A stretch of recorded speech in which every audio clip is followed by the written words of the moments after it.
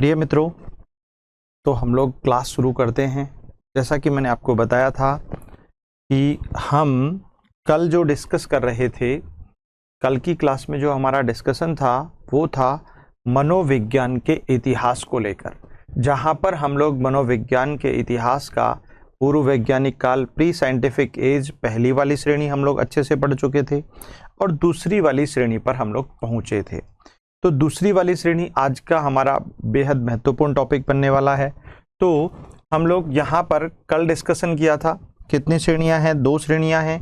फिर उसके बाद हम लोगों ने बातचीत की थी कि मनोविज्ञान का इतिहास जिसकी प्रथम श्रेणी है पूर्व वैज्ञानिक काल या प्री साइंटिफिक एज पीरियड, इसका टाइमिंग ईसा पूर्व से लेकर 1878 तक है। 1878 तक है और इसके समर्थक प्लेटो, अरस्तु, देकार्ते या डेकार्टे, गोइकल, सुकरात, हिप्पोक्रेट्स आदि कहे जाते हैं। ठीक है, आदि कहे जाते हैं, ये आपको ध्यान रखना है। और प्रत्येक व्यक्ति में जन्म से ही कुछ विशेष विचार होते हैं, देकार्ते का मत था। यानी देकार्ते की एक स्पेसिफिक कोटेशन हम लोगों ने यहाँ पर लिखी कि देकार्ते कहते हैं कि प्रत्येक जो व्यक्ति होता है, ठीक है, उसमें जन्म से ही कुछ विशेष विचार होते हैं और उन विशेष विचारों के कारण ही उसका व्यक्तित्व भी स्पेसिफिक होता है, विशेष होता है। ये बात आप ध्यान रखें। चलिए आगे बढ़ते हैं। उसके बाद फिर हम लोगों ने बात की, हिप्पोक्रेट्स कहते हैं, जो कि यूनानी चिकित्सक थे। ये हम लोगों ने प्री साइंटिफिक एज के संदर्भ में ही पढ़ लिया था कि प्री साइंटिफिक एज के एक बहुत प्रमुख व्यक्ति हिप्पोक्रेट्स हैं, जो कि ग्रीक डॉक्टर थे। कौन थे? Greek doctor Mickey Singh. तो इनका टाइमिंग लगभग 400 ईसा पूर्व का माना जाता है। व्यक्तित्व का प्रकारात्मक उपागम यानी टाइप अप्रोच जो दिया था वो किसने दिया था? हिप्पोक्रेट्स ने दिया था। My dear students, type approach के अंतर्गत इन्होंने व्यक्तित्व के 4 टाइप्स को डिफाइन किया है और उन 4 टाइप्स का जो बेस है वो है शारीरिक द्रव, या जिसे हम लोग कह सकते हैं बॉडी केमिकल्स जो होते हैं, रसायन जो होते हैं, उनको इन्होंने यहाँ पर परिभाषित किया। और व्यक्तित्व का शरीर गठन सिद्धांत इन्होंने दिया। इस कारण इनको बॉडी फॉर्मेशन थ्योरी का प्रवर्तक, जन्मदाता अथवा जनक भी कहा जाता है। किसको? हिप्पोक्रेट्स की बात कर रहे हैं। उसके अलावा व्यक्तित्व के 4 प्रकार के शारीरिक द्रवों के आधार पर इन्होंने व्यक्तित्व के प्रकारात्मक उपागम को, टाइप अप्रोच को 4 कैटेगरीज में डिवाइड किया था। मैंने बताया भी था आपको, प्लैग्मेटिक, सैंग्विन, कोलेरिक और मेलनकोरिक। इनके बारे में हम लोग पर्सनालिटी वाले टॉपिक में बहुत अच्छे से डिस्कशन करेंगे। ठीक है।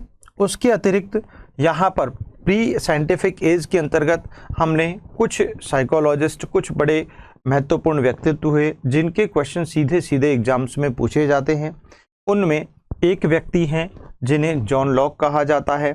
John Locke my dears Greek philosopher थे और ग्रीक फिलोसफर्स होने के साथ साथ इन्होंने शिशु बालक के मस्तिष्क को एक बहुत अच्छा नाम दिया, दैट इज टेबुला रासा, जिसका मतलब ब्लैंक स्लेट होता है, खाली स्लेट होता है, कोरी स्लेट होता है। स्लेट जिस पर बच्चा लिखकर कुछ पढ़ता है, तो ठीक वैसे ही शिक्षक या माता पिता अपने संस्कार रूपी जो कुछ भी उस बच्चे के अंदर गुण या नैतिक जिम्मेदारियां या नैतिक मूल्य डेवलप करना चाहते हैं, वो अपनी कलम से कोरी स्लेट पर लिख सकते हैं या उस बच्चे के अंदर इम्प्रूव कर सकते हैं। ये इसका मीनिंग था। उसके बाद यहाँ पर फिर हमने पढ़ा रूसो के बारे में। रूसो भी ग्रीक फिलोसफर थे और ग्रीक फिलोसफर होने के साथ साथ ये महत्वपूर्ण बात, ये प्रकृतिवादी थे, ये नेचुरलिस्टिक थे। क्लियर? तो इन्होंने एक बहुत अच्छी बात कही कि बालक जन्म के समय तो बहुत अच्छा स्वभाव का होता है, उसमें अच्छे गुण विद्यमान होते हैं, उसमें वात्सल्य होता है, उसमें प्रेम होता है, उसमें सहानुभूति होती है। परंतु जैसे जैसे समाज के निकट वो जाता है तो उसमें, यानी उसका जो स्वभाव है, उसका जो नेचर है, उसके जो गुण हैं, वो धीरे धीरे विकृत और होते चले जाते हैं और वो अपने स्वभाव को बुरा बना लेता है। ऐसा यहाँ पर कौन कहते हैं? रूसो कहते हैं। लेकिन स्पेंसर इसके विपरीत कहते हैं कि नहीं, ऐसा नहीं है। शिशु बालक जन्म के समय तो आक्रमणशील होता है, स्वार्थी होता है, सिर्फ वो अपनी माँ का दुग्धपान करना चाहता है, माँ का वात्सल्य चाहता है, या अपने घर के मेंबर्स के इर्द गिर्द ही रहना चाहता है। वो नहीं चाहता कि उसकी माँ से उसे कोई जुदा करे, अलग करे। लेकिन दूसरी तरफ कहते हैं कि लेकिन जैसे जैसे वो बालक अपनी आयु वृद्धि के साथ साथ, समय के साथ साथ, जैसे जैसे समाज के निकट जाता है, जैसे जैसे समाज के लोगों से मिलता है, तो फिर निश्चित तौर पर क्या होता है कि उस बच्चे की जो असामाजिकता थी वो सामाजिकता में बदलती चली जाती है। किस में बदलती चली जाती है? सामाजिकता में बदलती चली जाती है। ये बात आपको ध्यान रखनी चाहिए। तो ये महत्वपूर्ण बातें हम लोगों ने की कल की क्लास में। उसके बाद फिर हम लोग नेक्स्ट जो चर्चा कर रहे थे वो था हमारा उत्तर वैज्ञानिक काल, पोस्ट साइंटिफिक एज, जिसको वैज्ञानिक काल के नाम से भी जानते हैं, आधुनिक काल के नाम से भी जानते हैं, नवीन काल के नाम से भी जानते हैं और वर्तमान काल के नाम से भी जानते हैं। ठीक है बेटा। और इसका timing modern period of psychology जिसे कहते हैं, या पोस्ट साइंटिफिक एज हम जिसे कहते हैं, और इसका टाइमिंग शुरू होता है 1879 से लेकर आज तक। दैट्स वेरी इंपॉर्टेंट, ये गजब की बात है। और प्रिय विद्यार्थियों, 1879 जैसे ही डेट आती है तो हमें विलियम वुंट का ध्यान आता है, जो कि जर्मनी के थे, और इनका बर्थ 1832 में हुआ था। इनका बर्थ, बिल्कुल हम लोग विलियम वुंट की ही कहानी पढ़ने जा रहे हैं। ठीक है ना? ये बात आपको विशेष ध्यान में रख लेनी चाहिए। क्लियर हो गया? देखिए, तो अब यहां पर आज की क्लास में हम लोग जो डिस्कस करने वाले हैं, तो आज का टॉपिक हमारा क्या होगा? आज का टॉपिक, और आज का टॉपिक तो आपको पता ही है क्या है, वैज्ञानिक काल या वर्तमान काल। मनोविज्ञान का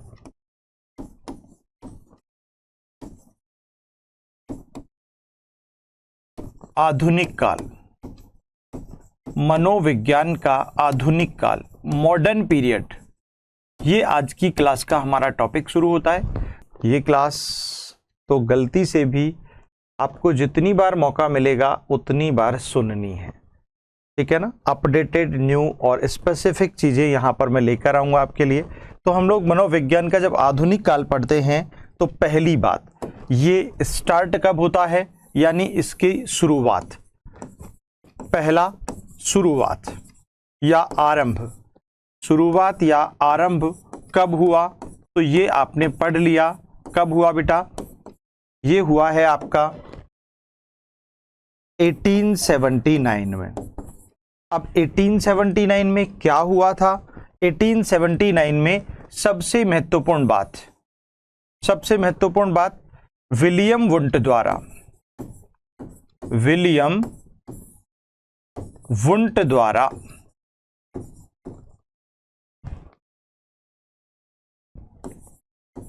वुंट द्वारा जर्मनी के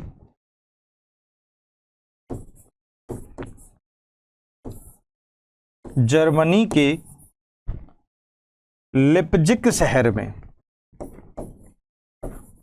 लिप्जिग शहर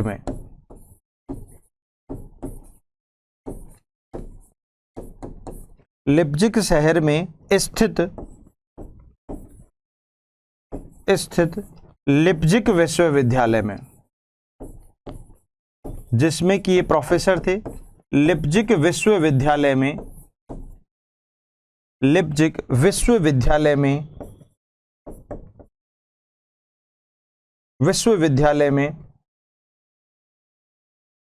प्रथम मनोवैज्ञानिक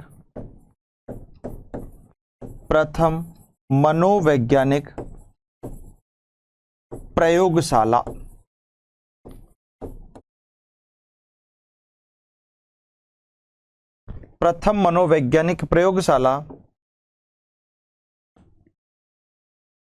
स्थापित की।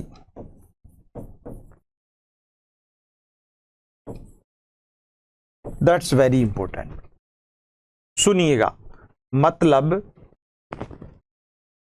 मनोविज्ञान का प्रेजेंट टाइम जो शुरू होता है, आज जो मनोविज्ञान आप पढ़ रहे हैं, आज जो मैं आपको पढ़ा रहा हूं, आज जो मैं आपके साथ डिस्कस कर रहा हूं, उसकी शुरुआत 1879 में हुई थी। उस 1879 में हुआ क्या था?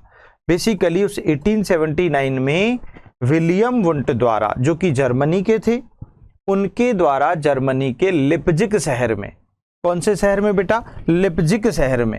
आप देखिए ध्यान से, ठीक है ना, ये हो गया आपका शहर का नाम। ये क्वेश्चन भी आ चुका है, ऐसे कैसे पूछा हुआ है। और लिप्जिग शहर के नाम पर कौन सा यूनिवर्सिटी थी? लिप्जिग यूनिवर्सिटी थी।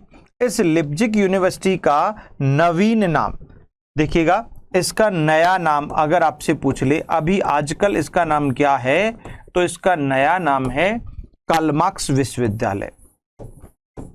कार्ल मार्क्स विश्वविद्यालय।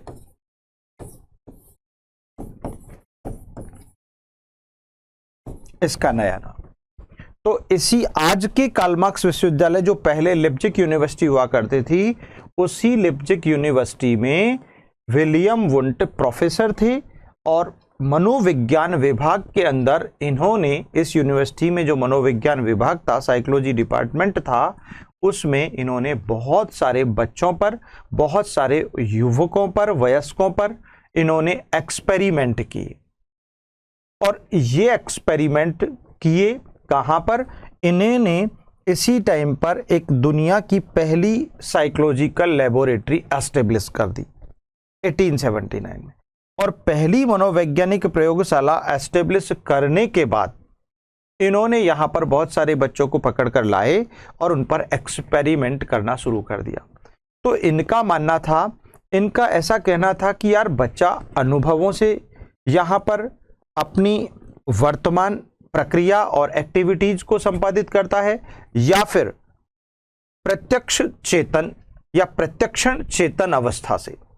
इन दोनों बातों को यहां पर स्टडी करने के आधार पर इन्होंने पाया कि सबसे ज्यादा वर्तमान क्रियाएं, सबसे ज्यादा जो भी इसका प्रेजेंट बिहेवियर है बालक का या शिशु का, उसका सबसे ज्यादा प्रभाव उसकी चेतन प्रत्यक्षण क्रियाओं से होता है।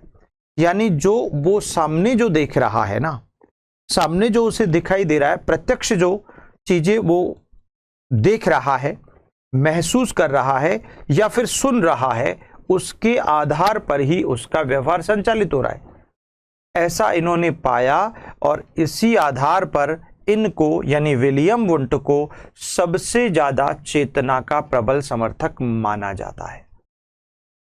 याद रखना, that's very important question for you. Clear बेटा? तो ये बातें आपको ध्यान में रखनी है। अब बात आती है यहां पर कि आधुनिक काल शुरू हो गया, विलियम वुंट के द्वारा हुआ। अब कुछ और महत्वपूर्ण बातें अगर हम इस काल के बारे में करें तो यहां पर बहुत सारी चीजें निकल कर आती हैं। अब क्या क्या निकल कर आती है, कैसे कैसे निकल कर आती है? तो जैसे ही आपने विलियम वुंट का नाम सुना तो एक बात तो ये समझ में आ गया कि ये विलियम वुंट जो है, विलियम वुंट, इनका आपको नाम विलहेल्म वुंट भी मिलता है। क्या मिलता है? Wilhelm Wundt. और ये सबसे सही नाम है, विलहेल्म वुंट। ये ही इनका बेस्ट और सही सटीक नाम है। तो अगर आपको कभी ऐसा प्रश्न पूछा भी जाए तो Wilhelm Wundt is the right and perfect name, clear, William Wundt की तुलना में। लेकिन ऐसा नहीं आए तो फिर ऐसा तो आएगा ही आएगा। अब देखिए, इनके बारे में बहुत सारे प्रश्न बनने लगे कि सर जब इन्होंने विलियम वुंट ने 1879 में विश्व की पहली मनोवैज्ञानिक प्रयोगशाला की स्थापना की, फर्स्ट साइकोलॉजिकल लेबोरेटरी एस्टेब्लिश की, तो इन्होंने मनोविज्ञान को नया रूप दे दिया, नया स्वरूप दे दिया, नई प्रकृति दे दी, नया नाम दे दिया, नया आयाम दे दिया। तो इस आधार पर अगर हम देखें, अगर हम जानें, तो फिर बहुत सारे प्रश्न बनने लगे कि भाई यहां पर मनोविज्ञान को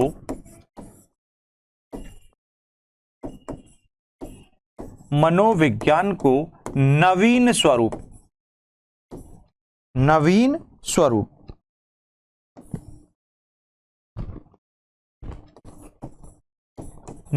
स्वरूप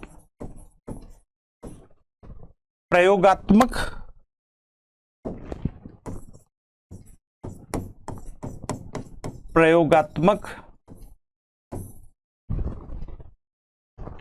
दिया। ठीक है, क्या दे दिया? नवीन स्वरूप दे दिया। अच्छा, नवीन स्वरूप यहां पर एक्सपेरिमेंटल के रूप में दिया, प्रयोगात्मकता के रूप में दिया। तो एक अच्छा क्वेश्चन बनता है यहां पर। पहला क्वेश्चन जो आपकी खोपड़ी में अपने आप क्रिएट होना चाहिए कि सर, अगर क्वेश्चन ऐसा बन जाए कि मनोविज्ञान को दर्शन शास्त्र से अलग कर, दैट्स वेरी इंपॉर्टेंट क्वेश्चन, मनोविज्ञान को दर्शन शास्त्र से अलग कर नवीन स्वरूप प्रदान किया या स्वतंत्र अस्तित्व प्रदान किया। किसने किया था भाई? विलियम वुंट ने किया था। कब किया था? 1879 में किया था। क्या स्वरूप प्रदान किया? प्रयोगात्मकता का, एक्सपेरिमेंटल का। इसीलिए विलियम वुंट को प्रयोगात्मक मनोविज्ञान का जनक कहा गया। दैट्स वेरी क्लियर हो गया। यहां पर आपको ध्यान रखना चाहिए। तो मैं यहां पर एक अच्छा क्वेश्चन यहां पर क्रिएट कर देता हूं। मनोविज्ञान को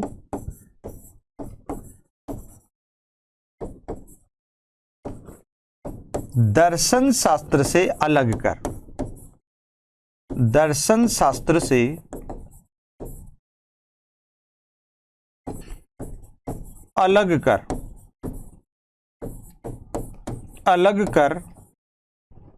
स्वतंत्र अस्तित्व, दैट्स वेरी इंपॉर्टेंट वर्ड, स्वतंत्र अस्तित्व या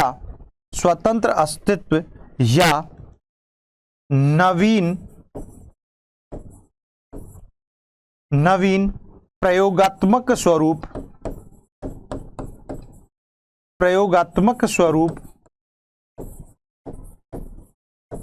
प्रदान किया।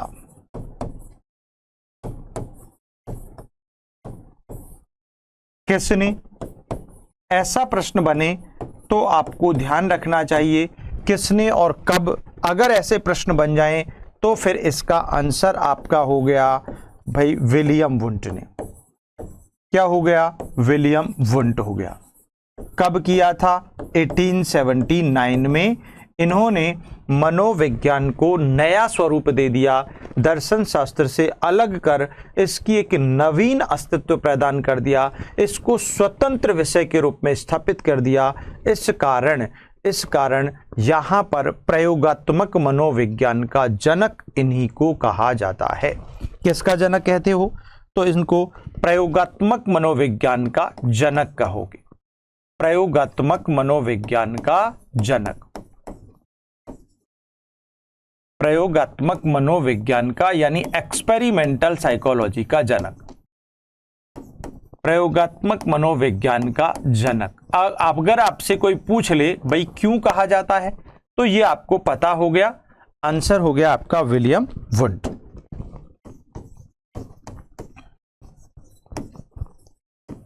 क्लियर है यहां पर? तो आपका पहला क्वेश्चन यहां पर आ चुका है, विलियम वुंट। चलिए अब दूसरा क्वेश्चन डिस्कस करते हैं। यहां पर चूंकि प्रयोगात्मक मनोविज्ञान के रूप में यानी एक्सपेरिमेंटल साइकोलॉजी के रूप में विलियम वुंट ने जब 1879 में मनोविज्ञान को नवीन स्वरूप दिया, स्वतंत्र अस्तित्व प्रदान कर दिया, उसे एक स्वतंत्र विषय बना दिया, उसे दर्शन शास्त्र से अलग कर दिया, तो फिर मनोविज्ञान के इस नवीन स्वरूप का जनक कौन हुआ? निश्चित तौर पर कौन हुआ? विलियम वुंट हुए। इसीलिए यानी इस नवीन स्वरूप या इस आधुनिक स्वरूप के जनक कौन हुए? विलियम वुंट हुए। इसी कारण इनको यहां पर मनोविज्ञान का या आधुनिक मनोविज्ञान का जनक भी कहा जाता है। आधुनिक मनोविज्ञान का, आधुनिक या नवीन मनोविज्ञान का जनक, नवीन मनोविज्ञान का जनक इन्हीं को कहा जाता है। का जनक किसको कहते हैं? विलियम वुंट को कहते हैं। किसको कहते हैं बेटा? विलियम वुंट को कहते हैं। विलियम वुंट, ये इसका आंसर हो गया साथ के साथ। ठीक है, तो नवीन या आधुनिक मनोविज्ञान का जनक हो गया। अब एक और क्वेश्चन भाई, इसी को अगर आप कहें तो the father of modern psychology,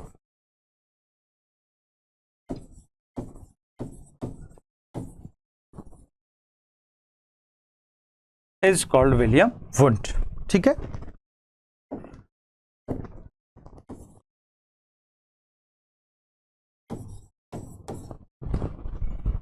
ठीक है, नेक्स्ट अगला क्वेश्चन। अब इसके साथ साथ यहां पर चूंकि इन्होंने अनुभव के स्थान पर चेतना को महत्व प्रदान किया, इस कारण विलियम वुंट को निश्चित तौर पर और इनके शिष्य टिचनर को चेतना का प्रबल समर्थक माना जाता है। किसका प्रबल समर्थक मानते हैं? चेतना का। यह आपको ध्यान रखना है। तो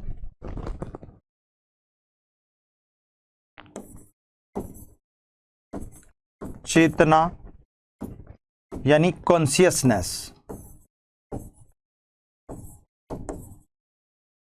डायरेक्ट क्वेश्चन यहां से आता है।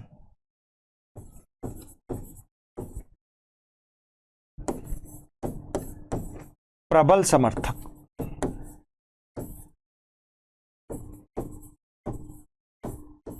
कौन है? विलियम वुंट है।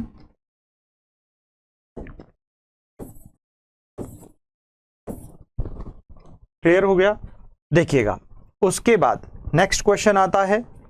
तो यहां पर ये हो गया। उसके बाद एक और नया क्वेश्चन यहां पर बन जाता है।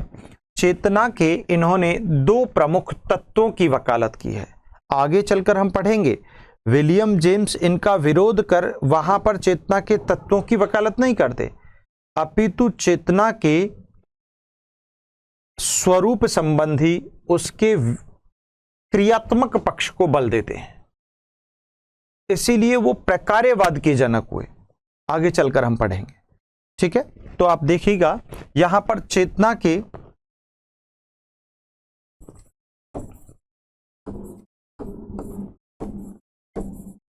दो तत्वों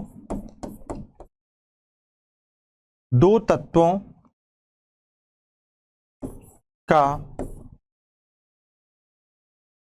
समर्थन करते हैं।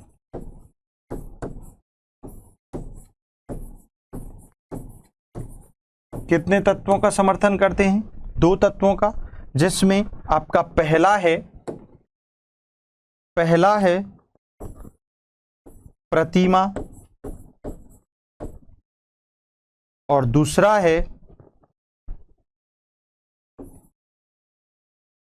है संवेदना या भाव या अनुराग भी इसी को कह देते हैं कभी। ठीक है, यानी इमोशंस जिससे आपके भाव प्रकट होते हैं और इसी का संबंध आपके अनुराग से होता है। तो यहां पर ओवरऑल यहां प्रतिमा जो दिखाई दे रहा है, जो सामने है, जो प्रस्तुत में है, जो प्रत्यक्ष में है, दैट इज कॉल्ड चेतन according to William Wundt. And also आप जो अभी वर्तमान में जो सामने की स्थिति परिस्थिति घटना के आधार पर जो फील कर रहे हो, जो आपके अंदर जो भाव प्रकट हो रहे हैं, मान लो सड़क पर आप रोड पर जा रहे हैं और वहां पर कोई दुर्घटना घटित हो जाती है और आप वहां ऐसा दृश्य देखते हो कि वहां पर कोई चीख रहा है, कोई रो रहा है, कोई बिलख रहा है, तो उसको देखकर, उस घटना विशेष को देखकर, उस प्रत्यक्ष विषय वस्तु को देखकर आपके अंदर जो भाव प्रकट हुआ, आपके अंदर भाव कैसा हुआ? आप हो सकता है आप वहां पर हेल्प करने के लिए दौड़ कर जाएं, हो सकता है आपकी आंखों से अश्रुधारा स्वतः ही निकलने लग जाए। तो आपके अंदर जो भाव उत्पन्न हुआ सामने वाली वस्तु स्थिति के आधार पर, घटना के आधार पर, उसका संबंध भी इन्होंने चेतन से माना। इस कारण विलियम वुंट की अगर हम बात करें तो विलियम वुंट निश्चित तौर पर चेतना के समर्थक हैं। चेतना के विशेष समर्थक और जनक इन्हीं को कहा जाता है। सिगमंड फ्राइड को नहीं कहा जाता है। आप लोग ये बिल्कुल गलती मत करना। क्लियर हो गया? चलिए, तो यहां पर इन्होंने चेतना के दो तत्वों का समर्थन किया, जिसमें प्रतिमा, दूसरा संवेदना भाव या अनुराग हो गया। ठीक है, अगला यहां पर हम लोग पढ़ते हैं तो विलियम वुंट की और बहुत सारी कहानी अगर हम पढ़ें तो विलियम वुंट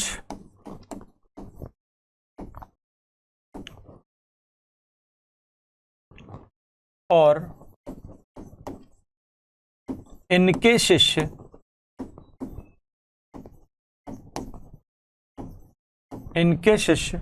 टिचनर द्वारा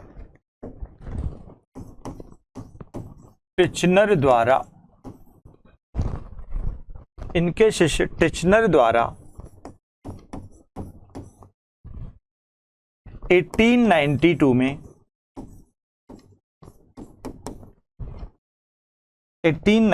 में संरचनावादी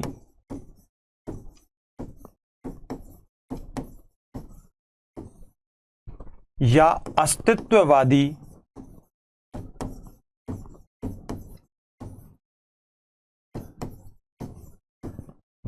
या अंतर्निरीक्षणवादी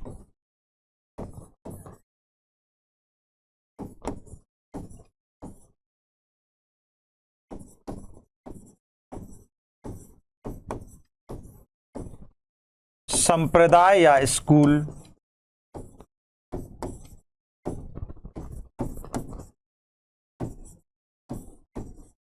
की स्थापना की गई।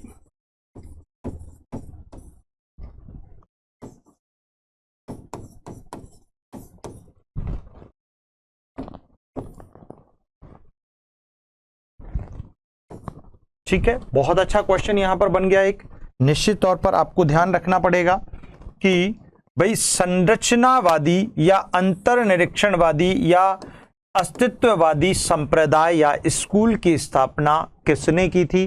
तो हो सकता है आपको वुंट का नाम ही ना मिले, तो फिर टिचनर आंसर आ जाएगा, और अगर दोनों मिलते हैं तो ऐसी सिचुएशन में दोनों आंसर आ जाएगा, और अगर दोनों में से कोई एक पूछ रहा हो तो फिर ऐसी सिचुएशन में आपको विलियम वुंट को प्राथमिकता पर रखना होगा। क्लियर हो गया?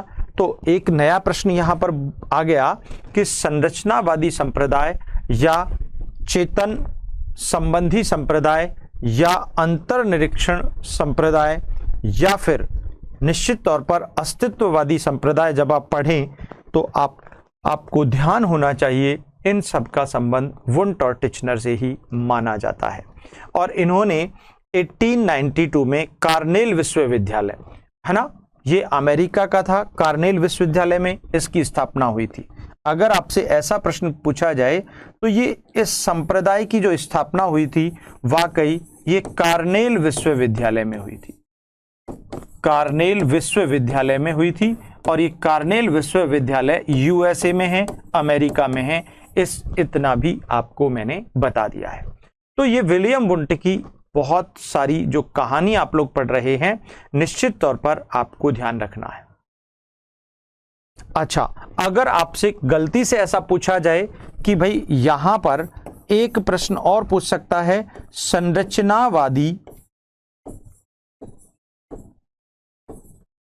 देखो बहुत अच्छा प्रश्न बनता है, संरचनावादी स्कूल या संप्रदाय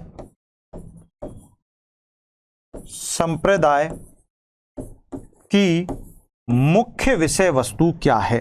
अगर ऐसा प्रश्न पूछ ले, ये अच्छा प्रश्न बन रहा है कि मुख्य विषय वस्तु या फिर आप यूं कहें आधार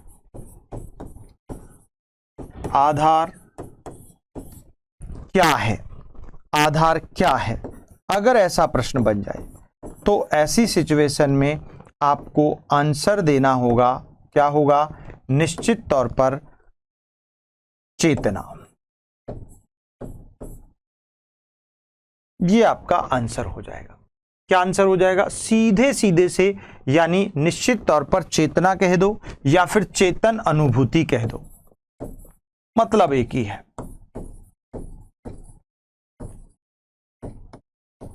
ये आपका आंसर बन गया। कौन सा? पूरा का पूरा ओवरऑल मैं आपको ये समझाना चाह रहा हूं कि विलियम वुंट और उनके शिष्य ईबी टिचनर के द्वारा संरचनावादी संप्रदाय की या स्कूल की जब स्थापना की गई तो उसकी मूल विषय वस्तु, यानी उनका पूरा का पूरा संरचनावादी संप्रदाय या स्कूल जो है वो किसके इर्द गिर्द घूमता है? चेतन अनुभूति के इर्द गिर्द घूमता है। इसीलिए इनको चेतन या चेतना का सबसे प्रबल समर्थक कहा जाता है। हम आगे पढ़ेंगे कि वाकई ये चेतना है क्या चीज। अगर हम सीधे सीधे से चेतना की बात करें तो निश्चित तौर पर आप इसे समझेंगे कि एक व्यक्ति जो किसी क्षण में किसी उपस्थित प्रत्यक्ष अवस्था के प्रति जो व्यवहार प्रस्तुत करता है, ठीक है ना, उसी को चेतन कहा है। जबकि इन्होंने अनुभव किसको कहा है? दोनों बातें अलग हैं भाई। उपस्थित क्षण के प्रति, यानी सामने उपस्थित क्षण, अवस्था, परिस्थिति, घटना आदि के प्रति उत्पन्न व्यवहार चेतन है। जबकि अनुभव व्यक्ति में जन्म से ही आरंभ होते हैं। ये दो बहुत अच्छी बातें लगी मुझे इनको आपको अपनी खोपड़ी में सेट कर लेना है। क्या सेट कर लेना है? दो बहुत इंपॉर्टेंट बातें विलियम वुंट और टिचनर की कर रहे हैं हम लोग। ये कहते हैं कि अनुभव तो व्यक्ति में जन्म से ही होते हैं, वो फील करता जाता है, जन्म से आभास उसे होता है। लेकिन चेतन का सीधा संबंध उसकी प्रत्यक्ष घटना, परिस्थिति, वातावरण आदि के प्रति उत्पन्न व्यवहार से है। यानी वाकई आप जो सामने देख रहे हैं, उस सामने देखे हुए व्यवहार के आधार पर जो क्रिया आपके द्वारा हो रही है। जैसे मैंने अभी एग्जांपल दिया था, उस एक्सीडेंट केस को देखकर आपको रोना आ गया, तो वो उस स्थिति को देखकर आया ना। इट मीन्स आप चेतन हैं, इट मीन्स आप जागृत हैं, इट मीन्स आपको आपके अंदर उपस्थित क्षण के प्रति जो व्यवहार उत्पन्न हुआ, जो प्रतिक्रिया आपने प्रस्तुत की रो करके, वो वाकई चेतन प्रतिक्रिया थी, वो वाकई आपका चेतन व्यवहार था। इस आधार पर इन्होंने कहा कि मनोविज्ञान की मूल विषय वस्तु चेतन अनुभूति है। संरचनावादी मनोविज्ञान की मूल विषय वस्तु उसकी चेतना है। क्लियर? तो चेतना के प्रबल समर्थक है अनुभव की तुलना में। ये कहते हैं कि अनुभव तो जन्म से ही विद्यमान होते हैं, लेकिन चेतना उपस्थित क्षण के प्रति उत्पन्न व्यवहार है। तो ये बात यहां पर इनके बारे में हम लोगों ने अच्छे से कर ली है। अब यहां पर अगर हम बात करें, देखिएगा, अगर हम बात करें तो टिचनर के द्वारा चेतना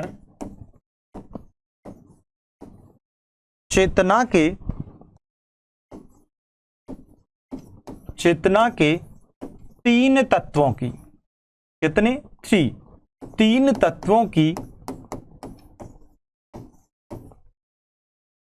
तत्वों की वकालत करते हैं या स्वीकार करते हैं।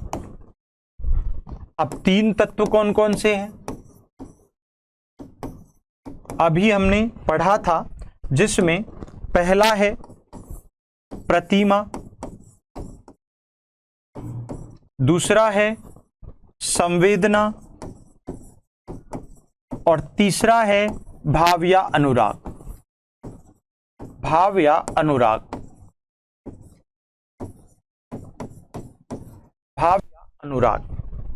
बात क्लियर हो गई? तो यहां पर तीन तत्व स्वीकार करते हैं, चेतना या प्रतिमा यानी उपस्थित घटना परिस्थिति के प्रति मस्तिष्क में उत्पन्न जो संरचना है वो प्रतिमा है, और उसी के प्रति आप जो चेतन व्यवहार कर रहे हैं वो प्रतिमा से रिलेटेड है।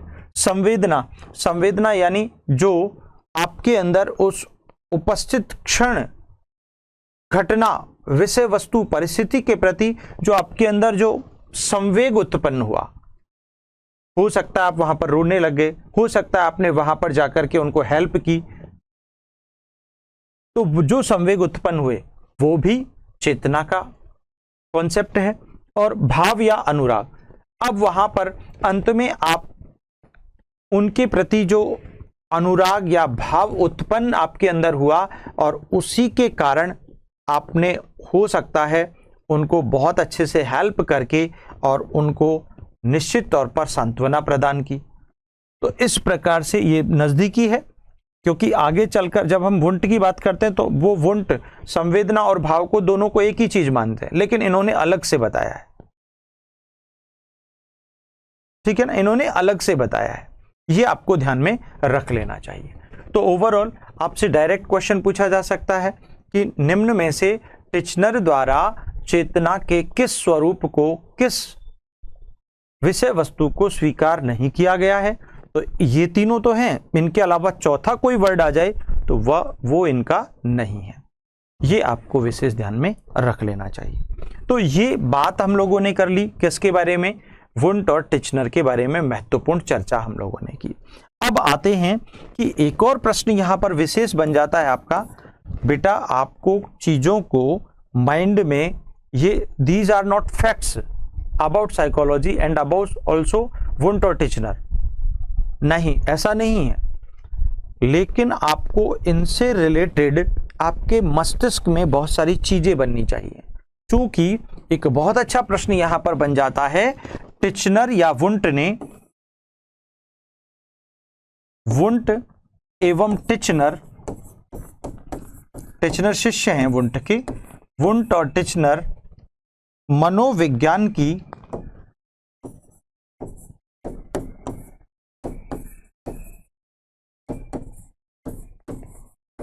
सबसे प्रमुख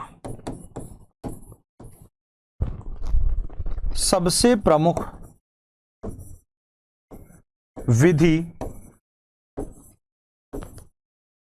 सबसे प्रमुख विधि अंतर्दर्शन, अंतर्दर्शन,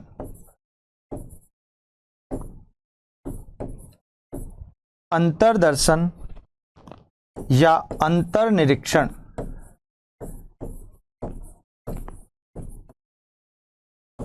या इंट्रोस्पेक्शन,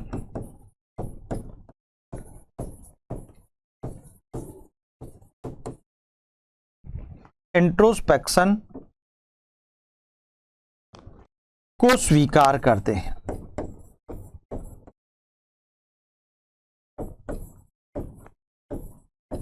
जबरदस्त क्वेश्चन बन गया, यानी कि मनोविज्ञान की सबसे प्रमुख जो विधि है टिचनर और वुंट के अनुसार वो है इंट्रोस्पेक्शन मेथड, अंतर्दर्शन विधि। अंतर्दर्शन का मतलब होता है अंतर यानी अंदर, किसके अंदर, स्वयं के अंदर, दर्शन देखना या झांकना, अर्थात अपने आप को देखकर स्वयं के अंदर झांकना। और चूंकि स्वयं के अंदर झांककर जब कोई व्यक्ति अपने व्यक्तित्व का मूल्यांकन करता है तो निश्चित तौर पर वह गलतियां नहीं करता है, ऐसा इनका मानना था।